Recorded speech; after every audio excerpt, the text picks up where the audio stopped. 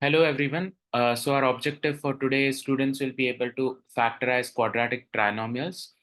Before we start with the objective, let us revise the rules for multiplication of integers. So if both integers are having the same sign, so if both are positive or both are negative and they are multiplied with each other, we get a positive integer. So positive integer multiplied by positive integer is a positive integer. Negative integer multiplied by negative integer is also a positive integer. So if their signs are same, both are positive or both are negative, we always get a positive answer. If one of them is positive and one of them is negative, then we always get a negative integer as the answer. So these are the rules for multiplication of integers. Now we can start with the first problem from practice set 6.1. The first problem is x squared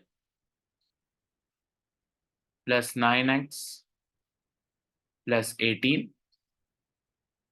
I need to multiply the coefficient of the x squared term with the constant term. Here I know that the coefficient of x squared term is 1. So I'm going to multiply it with 18. 1 multiplied by 18 gives me 18. Now I need to find two factors of 18 such that these two factors add up to the coefficient of x, that is 9. I can see that this number 18 is positive. That means it's two factors. According to the rule of multiplication of integers, we can get a positive number only if we multiply two positives or two negatives. So these factors either should be both positive or both negative. But we can see that these two factors are adding up to a positive number. So they cannot be both negative because two negative numbers cannot add up to a positive number. So that's how I know that both of them should be positive. So what can the factors be? It can be positive 6 and positive 3. So I write this as x squared plus 6x plus 3x plus 18. So the 9x term in between, we are splitting it as 6x plus 3x based on the factors we decided. In the first two terms, I have x common, x plus 6 inside the bracket.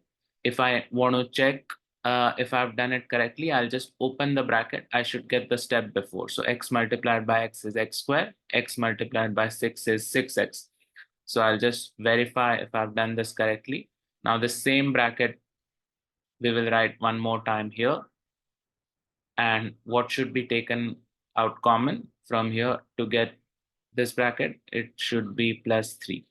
I can again verify 3 multiplied by x, 3x, 3 multiplied by 6, 18. I'm getting the step before. Now between these two terms, x plus 6 is common. So I write x plus 6. And what remains is x plus 3. So these are my factors. I hope this is clear. Let's go to the next problem.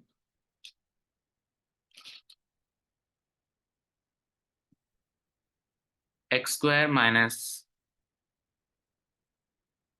10x plus 9. Here also the coefficient of x is 1. So I'm going to multiply 1 with positive 9 to get 9. I need to find two factors of 9 such that they add up to the coefficient of x term, that is minus 10. Now, as we see that 9 is a positive number, so both factors can be positive or both factors can be negative. But we are also seeing that these two factors are adding up to a negative number. So they cannot be both positive because two positive numbers cannot add up to a negative number. So they both have to be negative. So these two factors have to be negative. Only then they can add up to a negative number, and when they are multiplied, you get a positive number. So what are such factors? So they can be -9 and -1. So -9 and -1. Let us write x square minus 9x minus 1x plus 9. I have, I'm looking at these first two terms. X is common in these first two terms. And inside the bracket, I will have x minus 9. I'm going to write the bracket one more time. What will be common in the next two terms? It would be -1. I can check if I open the bracket, I'll get the same thing. So -1 multiplied by x minus 1x minus 1 multiplied by -9 plus 9. So I have x minus 9 multiplied by x minus 1. I hope this is clear. I'm going to erase this and we will go and do few more problems.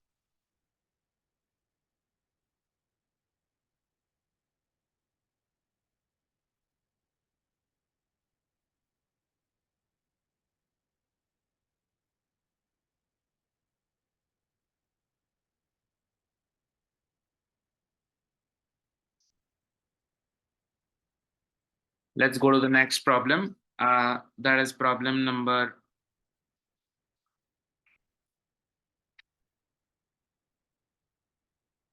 4.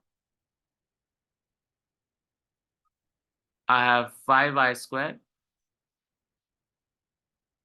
plus 5y minus 10. I'm again going to multiply the coefficient of y squared term with the constant term. The constant term here is -10. 5 multiplied by -10 is -50. I need to find factors of -50 such that the two factors add up to 5. Now I see -50 is a negative number. So when can we get negative number after multiplying two integers? The two integers have to have opposite signs. So one has to be positive, one has to be negative. Only then I can get a negative number. So one of these factors is going to be positive and other factor is going to be negative. So that I'm very sure about. But which factor will get a positive sign and which factor will be getting a negative sign, that will be decided by this. We know that when they're added, we are getting a positive number +5. So that is possible only when the bigger number amongst these factors is positive. Only then we can get a positive sign for 5. So I can see that the two factors can be 10 and 5. I'm going to give the bigger number amongst these, that is 10, the positive sign, because when they are added, we are getting a positive number. So I have pi square plus 10y minus 5y minus 10. I'm looking at the first two terms and the next two terms. In the first two terms, I can see that 5y is common. And inside the bracket, I would be left with 5 plus 2. I can open the bracket and check if this is correct. 5y multiplied by y is 5y squared. 5y multiplied by 2 is plus 10y. Same bracket here. And what is common is -5. So I get y plus 2 multiplied by 5y minus 5. I hope this is clear. Let's do one more problem. That is problem number 5.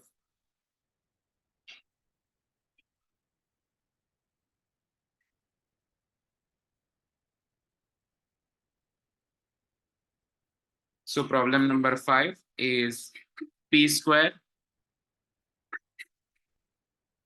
minus 2p minus 35. The coefficient of p square is 1. I'm going to multiply that with minus 35 and I get minus 35. I need to find two factors of minus 35 such that these two factors add up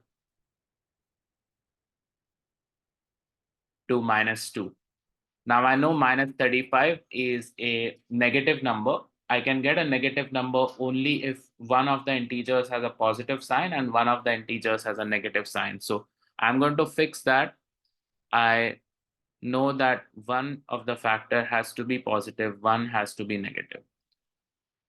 But when they're added, I'm getting a negative number. So that tells me that the bigger amongst these two should be negative. So I can see that the factors can be 7 and 5. The bigger is 7. So I'm going to give the bigger number the negative sign, smaller number the positive sign. Only then I can get a answer. When they're added, I'll get a negative number. So p square